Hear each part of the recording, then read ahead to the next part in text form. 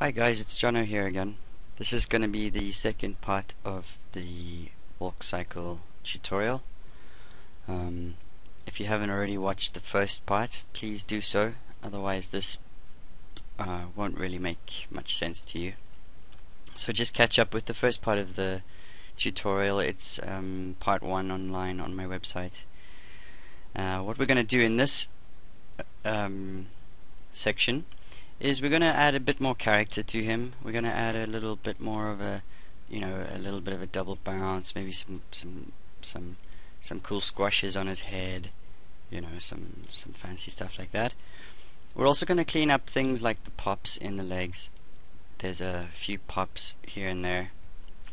For example, there's a big one here, 19 to 20. How to work out a pop?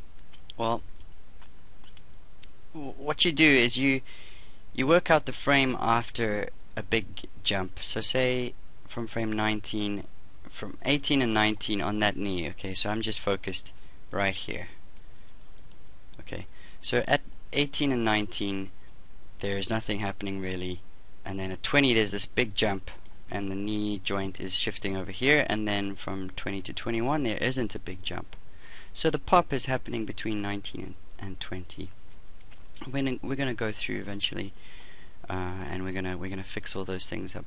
But first, what I'd like you to do is we're going to work on our rotations just to make sure that everything's cycling nicely. Because the moment that we start fixing these legs and pops and things, a simple small little rotation could change that. So it's good to get that out the way first, and then you can work on the legs when you're happy with the chest, with the body movement. Okay. So let's get started. Let's go back to frame 1. Let's just pop open our graph editor. I've got a hotkey on, so my hotkey is set to G to enable the graph to pop up. If you don't have hotkeys set up, obviously they're in Windows, Settings, Preferences, and Hotkey Editor, and you just go in there and change it. Or if you have your graph editor, you don't have it expanded, you can just hit this button on the left here, and that will give you a perspective view, and you've got your graph editor down here, which then you can tear off. So I'm going to spacebar into this window and we're going to get started. Okay, so let's grab this hip control and let's have a look at our curves. And if you haven't already, maybe your settings have changed, just make sure that you turn view infinity on. Make sure that little box is ticked, and it's very helpful to have show buffer curves on as well. Buffer curves, again, if for those of you who are just joining us, if you move your curve in your graph editor, Mile will show you what your curve used to look like, so when you manipulate your curve, you can always come back to a rough template of it. Okay, so when we clean up our animation, we always start top down. I always start top down. It's dependent on any animator. Everyone might have their own opinion. But what I'm mostly interested in at the moment is the blending between frame 32 and 31. Obviously, because this is cycling, and you're not just going to render out 32 frames and that's it. You're going to have to cycle your animation and have that looping, and the moment that it loops, if this is the wrong way around or something, your character is going to pop over one frame. You might not notice it in that view, but there's the pop there. Boof. Okay, and that's just because I haven't cleaned up those curves. So just undo that. So translate X looks fine, translate Y is looking okay, translate Z, there's nothing on there because we're not going forwards. We're not going forwards at the moment. Rotation of X, yeah, that's looking okay. This is a little bit harsh, this hit here. We might have to clean that up a bit. Rotation of Y, left and right, this is getting a little messy here. I'm just going to grab that keyframe at frame 22, and I'm just going to middle mouse button, select this handle, middle mouse button down so that it's a bit smoother. And rotation of Z, again, might just smooth that off there just a little bit. Okay, remember to hold Shift and Alt, right mouse button to squish and squash your graph. To do this, basically. Okay. So we want to do some bigger rotations, especially we don't have anything in X at the moment. We might have a little bit of X rotation, but it isn't doing a hell of a lot, so we want to fine-tune that. Okay, one thing to remember, when you're coming down, when you're putting weight onto your characters, when the character's taking the weight here, your head is still rotated backwards. So I'm just going to go to frame 6 and I'm going to rotate that back to that point there. Okay. And as he's now moving up, that's when your rotation is going to be the opposite way around. Okay. So what I'm going to do, just to make this a little bit simpler, is I'm going to animate on the actual keyframes. And then what we're going to do is we're going to grab the X rotation and we're going to offset it to the left so that it times very well with our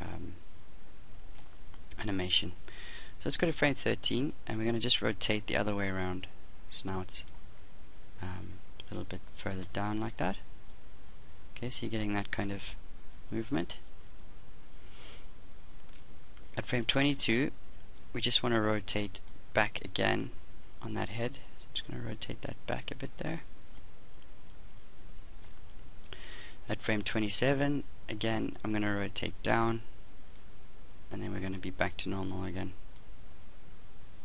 Okay, so now we're getting an X rotation in the character, but obviously it's not timed perfectly, so we're just going to open up our graph, and we're going to clean up our curve. So you'll notice that 1 and the passing position and 32 are all the same values, which is 0. So I'm just going to drag and select all my keyframes there, and I'm going to smooth them. Hit this tangent up here, smooth tangents. Okay. Now what I want to do is I want to offset this rotation. I also want to try and even out the high and low points. So I'm going to grab 22 and try and match it to around frame 6 there. Just drag it down, holding Shift and middle mouse button. And this one I'm going to drag down so it's roughly the same value as that one there. So now our curves should be identical, roughly. Doesn't have to be perfect, remember.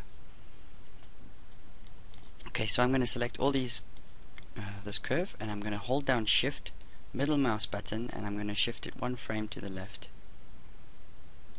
I'm going to let go. We're going to see what that does to our character.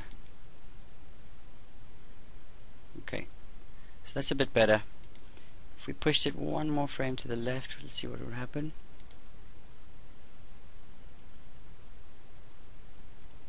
Yep, that's good as well.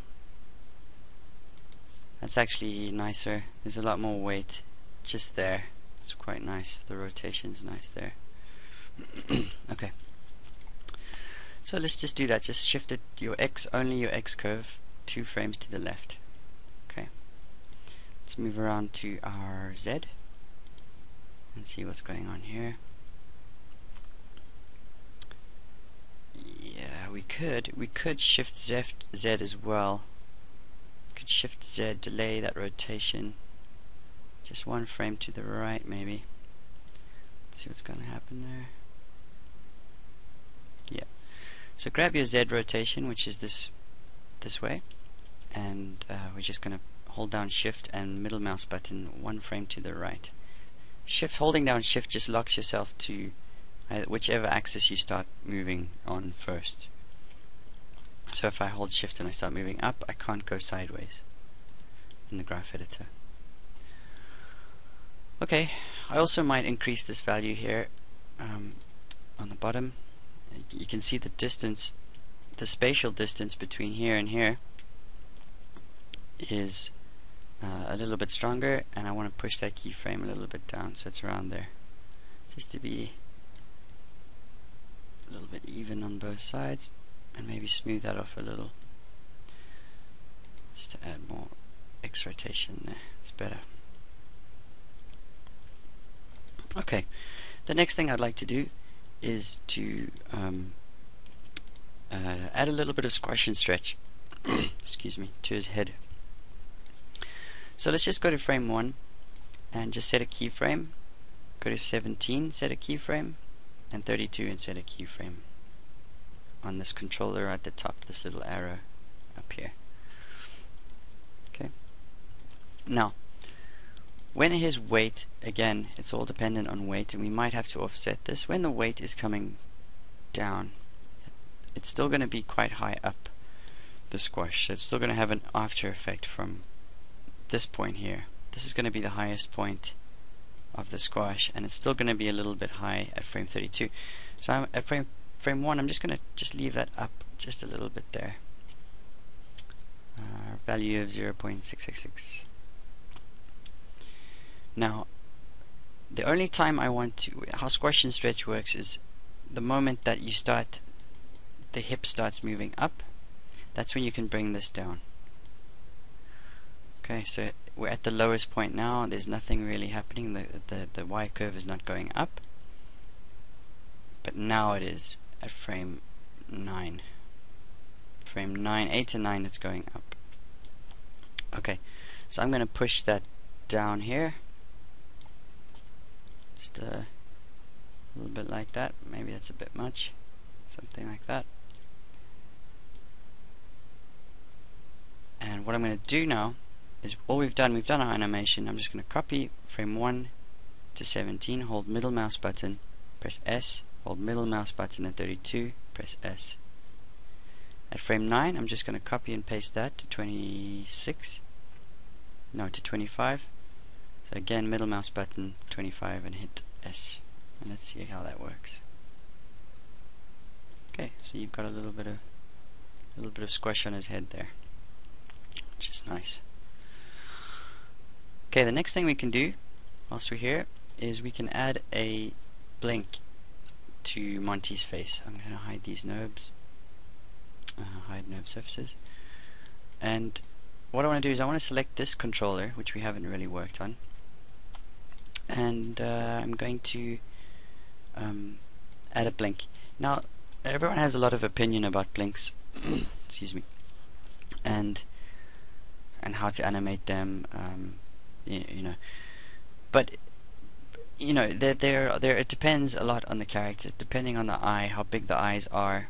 You know, if you have big giant eyes or Pixar looking eyes, then normally it's down in 2 and up in 3, but the eyes are kind of offset, you know.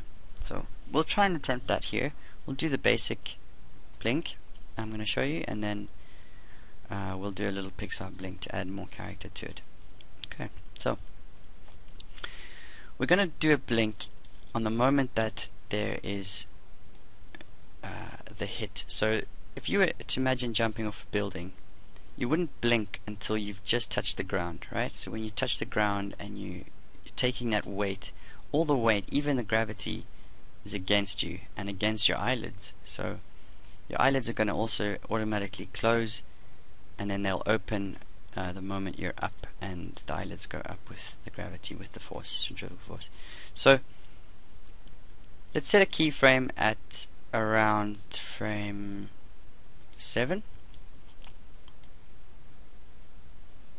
Okay, and then the golden rule is 2 frames later. So 2 frames later, I'm just going to hold down, I'm going to click and select left and right eye blink, and I'm just going to middle mouse in my scene, which will change the values of 1 to 0.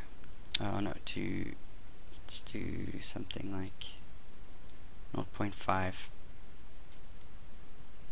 0.4. Okay, you could just type that in there. You could just select both channels and just type in 0.4, and that should change the value for you. Okay, now what we've done is we've just said, right, so at the moment of contact those eyes are starting to squish, and then at frame 10 what I'm going to do is I'm going to hold this closed for one frame. So I'm going to hold that same keyframe closed. So I'm just going to set a key on that controller for the blinks.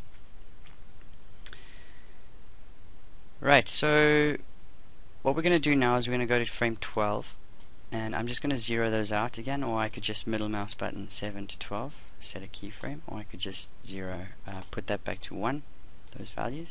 So now we've got a little blink in there. Okay, if you play it back you'll see your blink. And for a walk cycle of this speed, all we need is one blink, we don't need two. Okay. Okay, so that's the basic blink. You've done a blink. So right, let's move on to animating a Pixar style blink. What I'm going to do is I'm going to select the right eye blink. I'm going to open up my graph editor, right eye blink, and I'm going to select that whole curve, and I'm just going to middle mouse shift it one frame to the right. Okay, so we've done that. And you're going to notice the eyes are actually different scales, different sizes. So if we play this, you might not see it from there, from here. So you can hardly notice it, but that eye on the right is blinking first, and the eye on the left is blinking later. Great, you say. That's amazing. It's brilliant. But there's still more to do.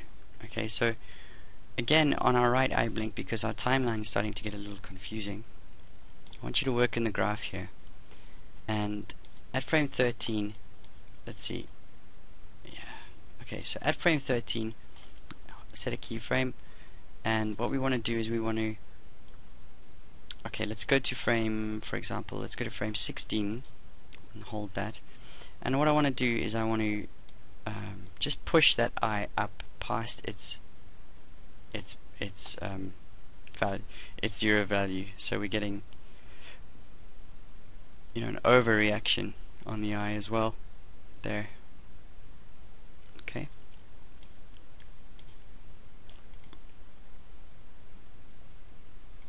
Okay. And you can, if you want, you can do that to the other eye as well, just to add a little bit of a nice sort of value on that eye there, a nice offset. It's different from frame 1, and it's going to come back to frame 1, but it just adds that little bit more cartoon feel about it.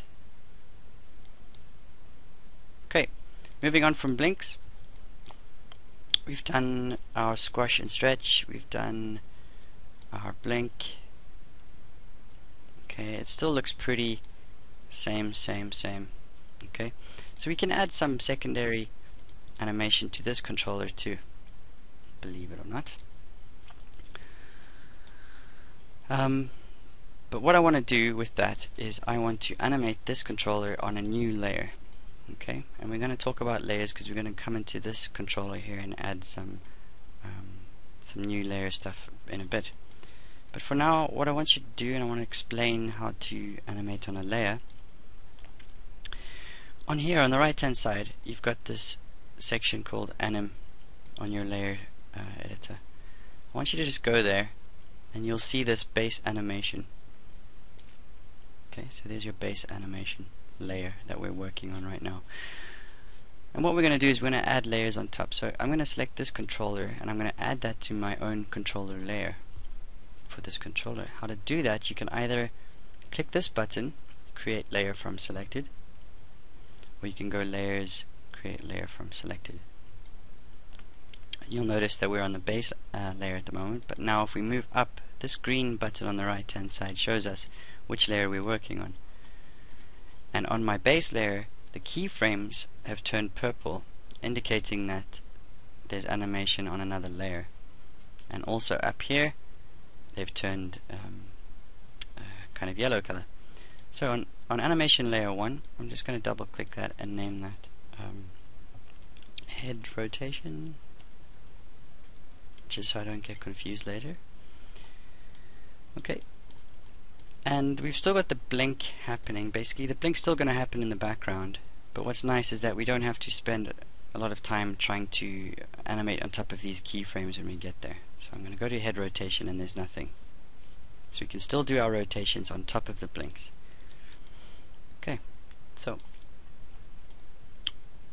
set a keyframe at 1, and what I want to do is I want to add a kind of a flick, like a flick on his head rotation. So at frame 5 I've just rotated it a little bit to the right there. So he's still on the left there, and at frame 5 he's on the right. And as he's coming up here, frame 9, I'm just going to flick it the other way around to frame 9. So we're getting this kind of little wobble there. And then I'm going to keyframe 1, 17, and 32 from the value of 1. So 1, 17, and 32 are the same. And then I'm going to do the same thing when we come in at frame 21. I'm just going to rotate him left a little bit, counter animate him, and then as he's coming up, I'd say 45. I'm just going to rotate that the other way there. So we're getting some little double wobble there. Okay, so now he's got a little bit of suave, a little bit of character on him. Okay, and that was just in Z. Okay, so we can go through and we can add more in X and things like that if you want. You don't have to, because of his shape. He doesn't really change that much in X. Y again isn't really a big change, but again, you can, if you want, you can do the same sort of thing, just add a little bit more of a left and right. For example, at frame 1 he's looking that way, frame 17 he's looking the other way, and then copy and paste 1 to 32 and have a look, see what that looks like.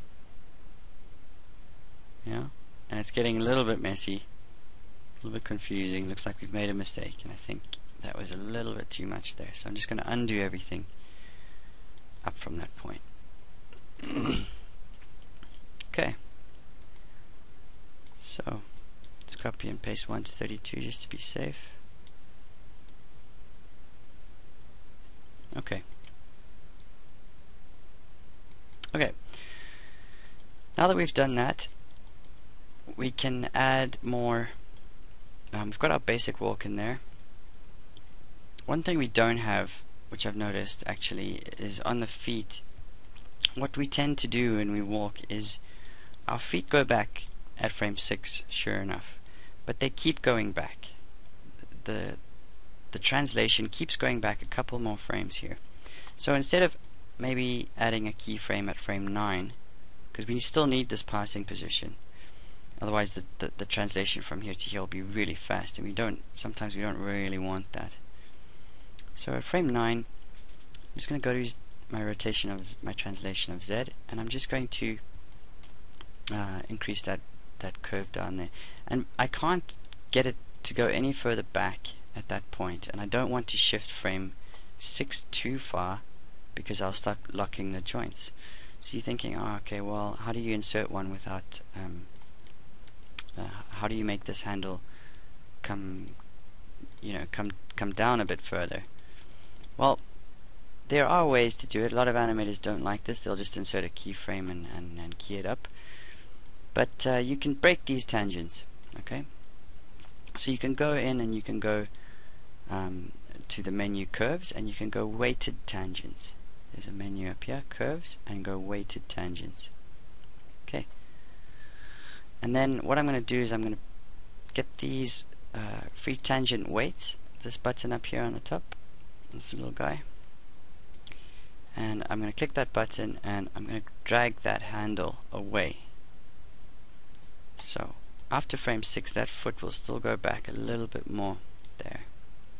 We can try and push that to see how far back we can take it before it gets a little messy.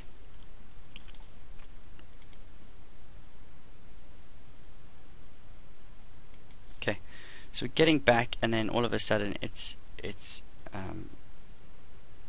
not looking fantastic. So what we need to do is, this keyframe here is dragging our foot back really soon, and we can just pull that back a little bit, not too much, and angle that that controller back a little bit. I'm also just going to free tangent my weight back a little bit there, and see how that looks.